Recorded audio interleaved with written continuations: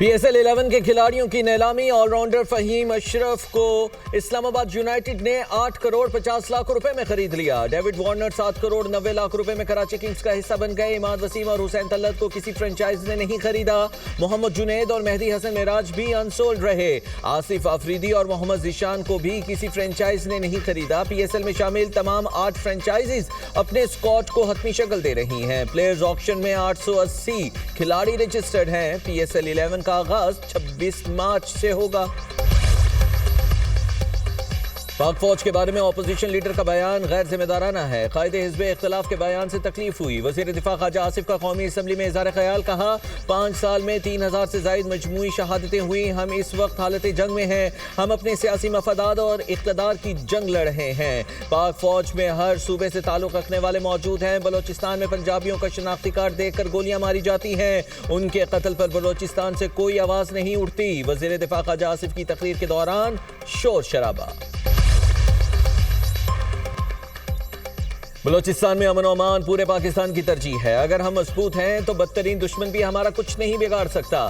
وزیر اعلیٰ پنجاب مریم نواز کا AFC ہیڈ کوارٹرز میں خطاب، کہا فیلڈ مارشل کی قیادت میں فورسز نے بنیاد مرصوص بن کر ملک کی حفاظت کی۔ افواج پاکستان نے مارکہ حق میں بھارت کو دھول چٹائی۔ وزیر اعلیٰ پنجاب کا بلوچستان کے لیے 10 ارب روپے معاونت کا اعلان۔ مریم نواز نے کہا دشمن ہمارا ملک کو کمزور کرنے کی سازش کر رہا ہے۔ سیکیورٹی ادارے بہادری سے ان کے خلاف لڑ رہے ہیں۔ پاکستان کو کمزور کرنے والا دوست نہیں دشمن ہے۔ CCD پر سرمایہ کاری 80% جرائم کم ہو گئے۔ بطور قوم ہمیں سخت فیصلہ کرنا پڑیں گے۔ دہشت گردی کے خلاف کوئی ابہام نہیں ہونا چاہیے۔ بلوچستان نیشنل پارٹی کے سربراہ سردار اختر مینگل کا استعفیٰ منظور۔ اسپیکر قومی اسمبلی نے اختر مینگل کا استعفیٰ منظور کیا۔ اختر مینگل نے 3 ستمبر 2024 کو قومی اسمبلی سے استعفیٰ دیا تھا۔ وہ NA 256 خزدار سے رکن قومی اسمبلی منتخب ہوئے تھے۔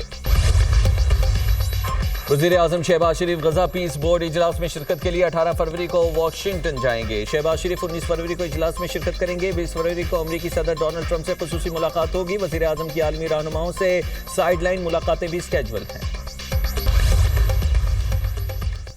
بانی PTI کی صحت پر گزشتہ روز کوئی بیان نہیں دیا۔ مجھ سے منسوب خبر درست نہیں۔ بیرسٹر سلمان صفدر کی میڈیا ٹاک، کہا بانی PTI سے ملاقات ہوئی، ان کا سیل بھی وزٹ کیا۔ پہلی ذمہ داری سپریم کورٹ تک معلومات پہنچانا تھی۔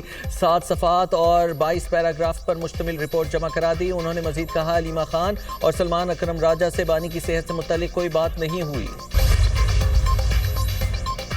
ثانیہ گل پلازا سے متعلق جوڈیشل کمیشن کا پہلا اجلاس، جسٹس آغا فیصل نے سربراہی کی۔ تحقیقات کے آغاز کے لیے پبلک نوٹس جاری، TORs بھی شامل۔ معلومات یا حقائق رکھنے والے افراد 20 فروری سے پہلے کمیشن کے ساتھ رابطہ کر سکتے ہیں۔ کمیشن کا سیکریٹریٹ سندھ ہائی کورٹ میں قائم۔ جسٹس آغا فیصل کا کمشنر کراچی کو سٹاف نوٹیفائی کرنے کی ہدایت۔ رجسٹرار کمیشن، مختلف محکموں کے فوکل پرسنز اور ماہرین شامل ہوں گے۔ سولر پالیسی میں اچانک بڑی تبدیلی، حکومت نے نیٹ میٹرنگ کا نظام ختم کر کے نیٹ بلنگ متعارف کرا دی۔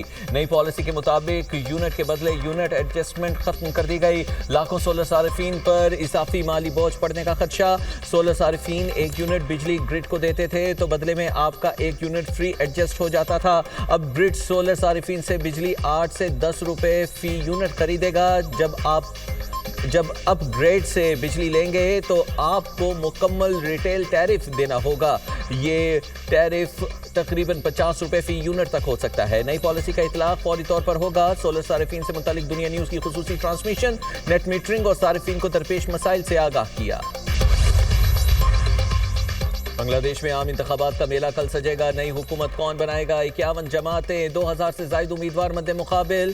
خالدہ ضیاء کے بیٹے کی جماعت بنگلہ دیش نیشنل پارٹی اور اتحادیوں کی جماعت اسلامی اور حامیوں سے کانٹے کا مقابلہ متوقع۔ حسینہ واجد کی پارٹی الیکشن سے آؤٹ۔ بنگلہ دیشی میڈیا کے مطابق BNP اور اتحاد کو 44% سے زائد، جماعت اسلامی اور اتحاد کو 43.9% ووٹ ملنے کا امکان۔ پولنگ کے موقع پر ایک ریفرینڈم کا بیلٹ پیپر بھی ہوگا جس میں عوام سے پوچھا جائے گا کہ آپ حالیہ قانون سازی کی حمایت کرتے ہیں یا نہیں۔ अमरीकी सदर का एक बार फिर पाक भारत जंग का तस्करा। डोनाल्ड ट्रंप ने कहा पाकिस्तान और भारत की जंग में 10 तैयारे तबाह हो चुके थे। पाकिस्तान और भारत जंग एटमी जंग बन सकती थी। अमरीकी न्यूज़ चैनल को इंटरव्यू में कहा कि मैंने 8 जंगें खत्म करवाई, लोगों को मरते हुए नहीं देखना चाहता था। पाकिस्तानी वज़ीर आज़म ने कहा सदर डोनाल्ड ट्रंप ने 1 करोड़ जानें बचाई, अगर टैरिफ ना होते तो पाकिस्तान और भारत जंग को रोकना मुमकिन नहीं था। अमरीकी सदर की ईरान को एक बार फिर धमकी, कहा मुज़ाकरात की नाकामी की सूरत में सख्त कदम उठाएंगे। अमरीका और ईरान के दरमियान मुज़ाकरात का दूसरा दौर आइंदा हफ्ते मुतवक्के है। तेहरान इस बार संजीदगी से बातचीत कर रहा है। ईरान को अमरीकी फौजी ताकत का अंदाजा हो चुका है। मुज़ाकरात नाकाम हुए तो फौजी कार्रवाई के लिए एक और बहरी बेड़ा तैनात कर सकते हैं। कनाडा के सूबे ब्रिटिश कोलंबिया में फायरिंग का अफसोसनाक वाकया, 10 अफराद हलाक, 27 जख्मी। पुलिस हुकाम के मुताबिक सेकेंडरी स्कूल में 7 अफराद को गोली मारकर कत्ल किया गया। स्कूल के अलावा एक रिहाइश गाह से भी 2 अफराद की लाशें मिली। हमलावर ने भी मुबैना तौर पर खुदकुशी कर ली। फायरिंग में जख्मी होने वाले 27 अफराद में 2 की हालत तशवीशनाक, 25 को मामूली जख्म आए। कैनेडियन हुकाम ने वाक़े की तहकीकात का आगाज कर दिया। बांग्लादेश के chief adviser doctor Mohammad Yunus की अवाम से आम इंतखाबात में भरपूर हिस्सा लेने की अपील।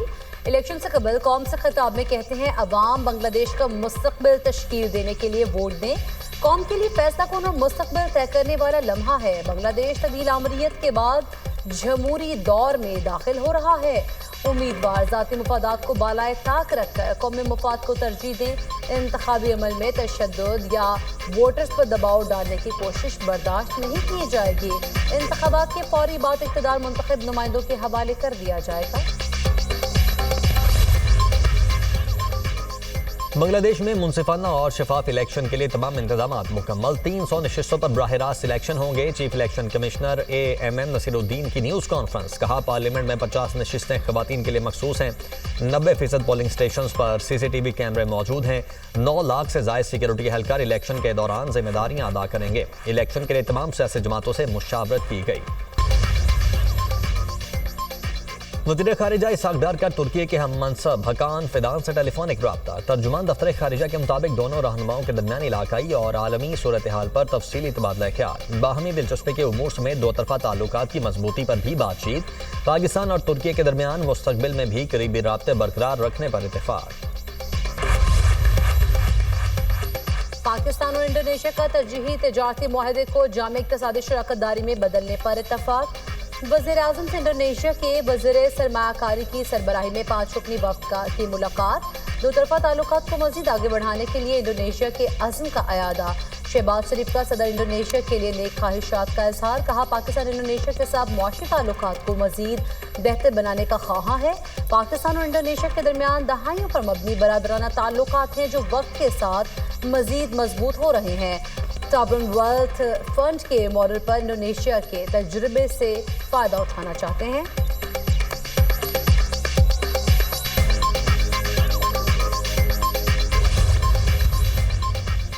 आज़ाद कश्मीर में सियासी सरगर्मियां तेज। हुक्मरान जमात मुतहर्रिर काफिज आसिफ अली जरदारी ने पीपल्स पार्टी आज़ाद कश्मीर की पार्लिमानी पार्टी का इजलास आज तलब कर लिया। ऐवान सदर में होने वाले इजलास में PP चेयरमैन बिलावल भुट्टो भी शिरकत करेंगे। सदर आज़ाद कश्मीर के इंतखाब से मुतल्लिक अहम मुशावरत इजलास का एजेंडा।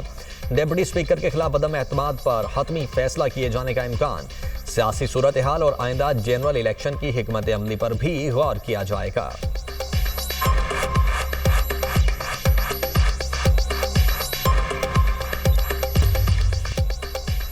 सऊदी फरमानरवाज शाह सलमान बिन अब्दुल अजीज की ज़ेर सदारत काबीना इजलास। सऊदी काबीना ने गजा में जंगबंदी मुआहदे की पासदारी और नफाज पर जोर दिया। आज़ाद फ़लस्तीनी रियासत के क़याम के लिए सियासी हल तलाश किया जाए।